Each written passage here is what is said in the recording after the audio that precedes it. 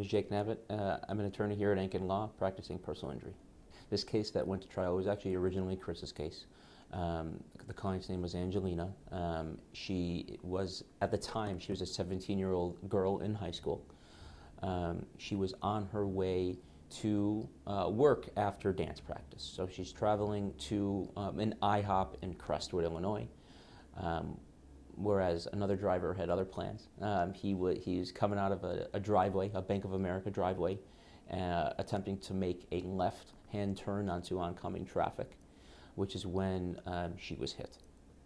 So he struck her on the back passenger quarter panel. Her injuries were, she had some neck and back injuries, and she had prolonged headaches for a long time. I mean, the case went to trial just because we were dealing with a substandard insurance company. They weren't willing to put really substantial money on the case, or at least money that the case was worth, which is why we had to take it to trial. Yeah, I mean, this was my first trial in the first chair.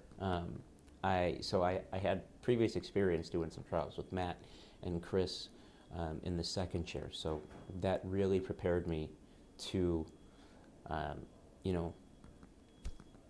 really tackle this first trial and kind of feel really prepared because I had a lot of resources in my arsenal. Yeah, the first day of trial, so we didn't get a judge immediately. I waited, I went to the courthouse, and they said, we'll call you whenever we have a judge for you. So it was a waiting game, and it turned out I waited a day and a half. So it was definitely an anxious feeling because I wanted to rock and roll. I was prepared, I was ready to go.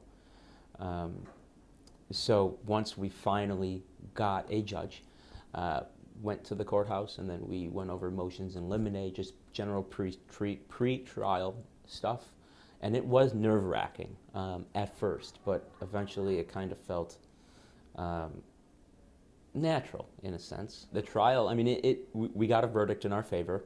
The jury ruled that she was 50% contributory negligent, but we still were able to recover some money on her behalf. I was able to negotiate with the medical provider, so she's walking away, scot-free in terms of not owing anything, and I even was able to put a little bit of money in her pocket as well.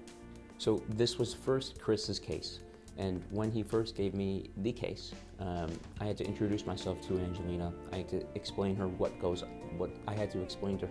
on throughout trial, and kind of establish expectations. But as we approached trial,